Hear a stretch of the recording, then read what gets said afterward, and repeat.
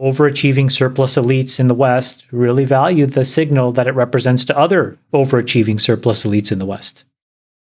So that's what Davos is. That's what the Allen and Company conference has become. A lot of these things started off much purer than what they are today, but these are all membership-driven, revenue-generating efforts.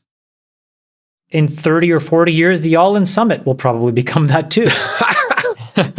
It's just the nature of things. So I wouldn't spend so much time focused on a group of people getting together. The funniest thing about Davos that I saw was Zero Hedge, which said that the amount of prostitution is at record levels in Davos. And so it just kind of boils down to what it is, which is like any other conference. It just happens to be with more security guards than less security guards. And the same stupid stuff happens at Davos that happens in Vegas at Name Your Conference, CES. It's just a different kind of attendee. So I think the bigger thing is that we are learning that the world tends to have these policy perspectives that swing in a pendulum. And the problem with the pendulum is that it is at extremes. And Sachs is right. We went from an extreme where we were very closed off and we were essentially subsistence farmers. All of us were. And then the pendulum has essentially peaked probably in the mid-teens of this decade or of this century, where we realized too much globalization actually hollows out local economies. So we need to find the equilibrium point. And that inherently has more inflation, that inherently has higher prices, and that inherently has slower progress, but more consistent progress that benefits more people. And this is what is so ideologically disruptive to, again, surplus elites, because they need the $600 iPhone. The idea that they can't upgrade every year drives them into such a tizzy that they need to export all the jobs.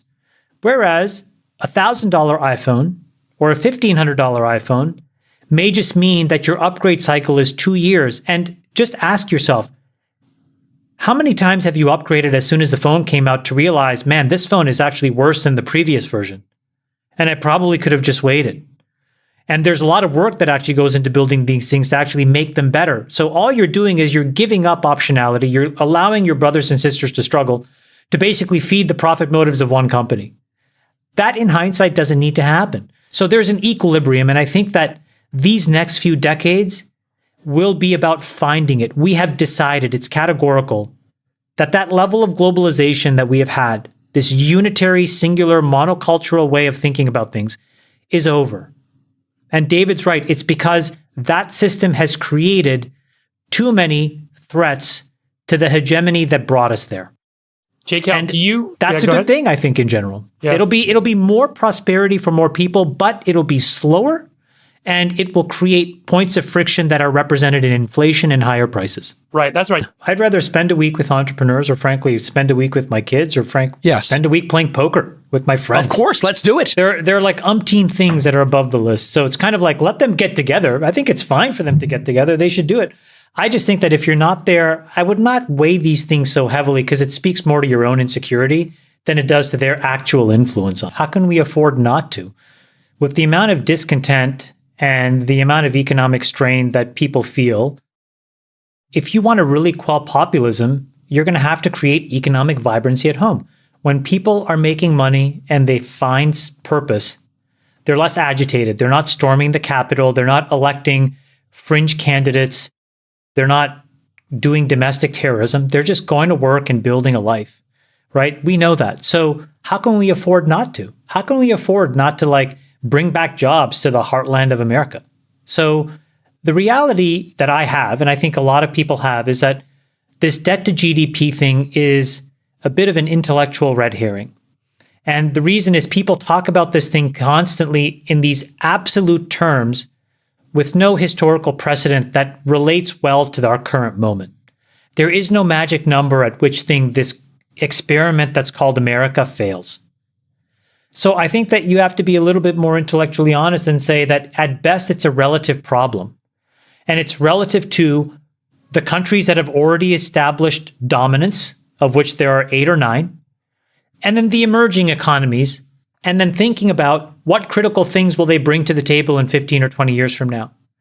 And in that context, I think that people will him and haw, but ultimately they'll capitulate. They will raise the debt ceiling and they'll continue to fund this transition away from globalism. And I think that's the argument that will get the Republicans over the line, because it's going to bring a lot of spending and stimulus and jobs to, frankly, a lot of red states that would otherwise kind of continue to wither and die on the vine. I think you can question, which is you are underpinning that on fundamental economics that can change if we choose to. For example, let's take like natural resources, okay?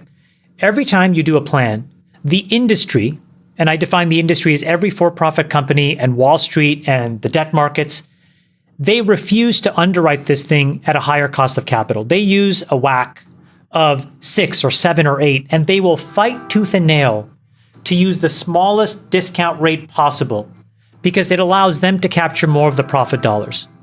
But if you actually had a realistic WACC of like 10% on a massive infrastructure project, guess what? You're actually pretty equivalent to a government. And in fact, in many cases, a government becomes cheaper. So I think the thing that is worth debating, and I'd like your reaction to this, it's not that what you're saying. It's we refuse to change the guardrails on our profit-making ability. And if you extended the window, if you changed the discount rate, if you said PEs can be different, you would have a very different economic justification for what you just said. It completely changes 100 basis points, changes everything you're saying by tens of years. Well, that you think that is. Even if you have free energy, you have to think about the inputs. And the thing that China... I'm not talking about energy. I'm just saying a general framing. Like, no, I understand. My point being, like, the investments we should be making are where is the puck headed, not where has the puck been. No. So I just wanted to comment on where the puck is heading. Even if energy is zero in China, you have to think about inputs, meaning factories make things with inputs. And if you look, for example, in natural resources, the inputs by and large don't exist in China. And so all I'm saying is that all of these inputs, whether, again, you can take natural resources that proliferate massively in the United States. It turns out that India is utterly poorly addressed in a geographical survey perspective. And we're finding that India's raw resources are off the charts. Okay. There's certain places in Africa, tons of stuff in Indonesia and Australia. All of those things may not have to go to China because there are subsidies or there are equivalently cheaper decisions that governments can make so that they choose not to send it. And all of a sudden, all of that spending doesn't matter as much because the Australian government makes a trade-off that says, you know what, I'd rather have these jobs here and I'm willing to have a longer payback cycle for these jobs to be here than instead of ship it to China. And they tell the Australian citizens, I'm sorry, guys, but you're going to have to replace your car every 7 years as opposed to every 5. I hope you're okay with that, but that'll mean full employment and it'll prevent fringe candidates and populism. And let's go forward. Where do you invest? I am investing a lot of money in those places that control the natural resources that are poorly understood. Meaning, there are places like India where our geological survey capacity is relatively naive. And it turns out that in critical parts of the energy supply chain or other places, they can play a huge role. And the Indian government's cost of capital has an element, they're sophisticated enough to add an element to the formula that accounts for full employment.